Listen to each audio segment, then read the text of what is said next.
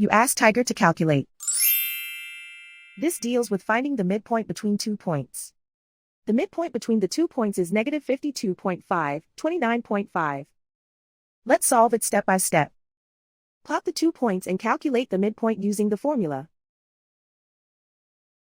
The coordinates of point 1 are, x1 equals negative 18, y1 equals 86. The coordinates of point 2 are, x2 equals negative 87, y2 equals negative 27. PM represents the midpoint of the 2 points.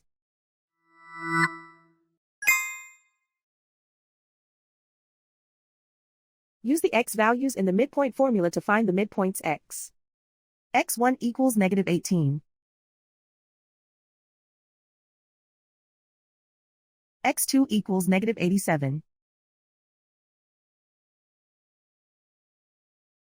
Simplify the arithmetic.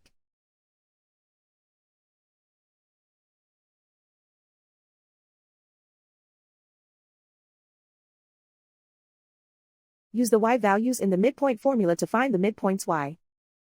y1 equals 86. y2 equals negative 27. Simplify the arithmetic.